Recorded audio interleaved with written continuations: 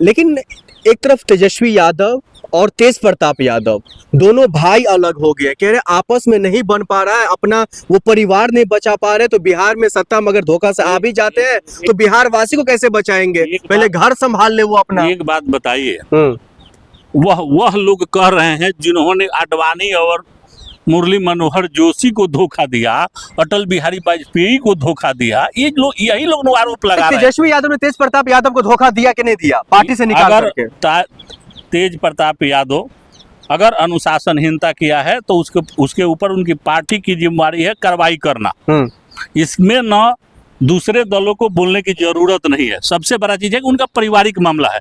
जब इन्होंने प्रधानमंत्री मोदी जी 75 का जो मापदंड लगाए हुए थे, जिस कारण जितने सीनियर लीडर थे सबको बैठा दिया गया, तो मोदी जी 75 पार करके क्या कर रहे हैं? तो जो लोग स्वयं झूठ बोलता है, लोग जिनका परिवार का कोई सिद्धांत नहीं है, ये लोग बात करेंगे सिद्धांत की बात। सम्राट चौधरी जैसा लुच्चा व्यक्ति आज उसे सर्टिफिकेट मांगा जा रहा है, आज तक दे पाया? प्रधानमंत्री आज तक अपना सर्टिफिकेट दे पाए? तो ये लोग झूठ बोलने में पीएचडी किए हुए हैं, इनके पास कोई मौलिक अधिकार नहीं है। बिहार में जो जिस तरीके की खिचड़ी पक रही है, इसका फायदा कौन उठाएगा? बीजेपी उठा रही है, इसका साफ साफ दिख रहा है। आप बीजेपी बिहार में कोमा में जा रही है, वेंटिलेटर पे जा रही है, वो चाहे जितना ताकत लगा दे। आज बीजेपी में मोदी जी की रैली में देख लीजिए, आदमी नहीं जुड़ पा रहा है। मुख्यमंत्री कौन बनेगा बिहार का?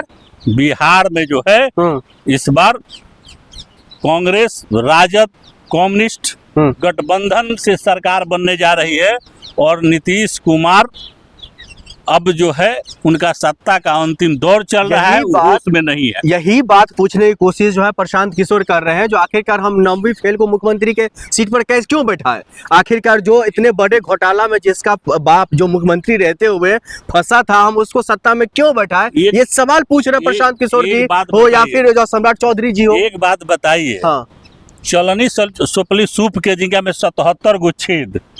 प्रशांत किशोर जैसा भ्रष्टाचारी व्यक्ति, जिसके पास ना कोई ईमान है और ना उसके पास कोई सिद्धांत है, उससे पूछा जाए कि तुम्हारे पास इतना संपत्ति कहाँ से आया, तो उसका जवाब दे पाएगा? प्रशांत किशोर को ये पता नहीं है कि लालू यादव जो है पिछड़ों का नेता है। बिहार में एक वर्ग, विशेष वर्ग को जो आज़ादी दिलाने का काम किया वो लालू यादव ने दिया।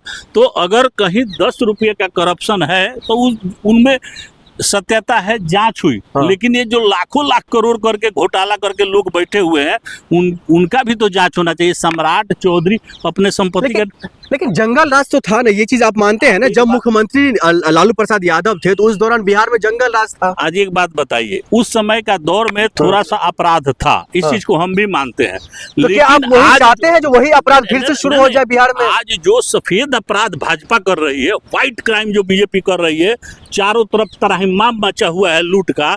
आज जितनी एजेंसियां हैं लूट रही है चारों तरफ से, सारे सिस्टम जो है सरकार के लिए लूट का काम लगाए हुए है, लूटपाट कर रहा है। उस पर तो किसी को दिखाई नहीं देता है। जितने गोदी मीडिया है, कभी किन्होंने मोदी से पूछा कि आप जो भी 2014 से पहले वादा किए थे पूरा किए? अरे बिहार वासियों को लेकर के देख रहे कितने साफ साफ कह रहे कितना करोड़ रुपया मैं दूं। एक बात बताइए, मोदी जी 14 साल से तो बिहार को दे रहे हैं।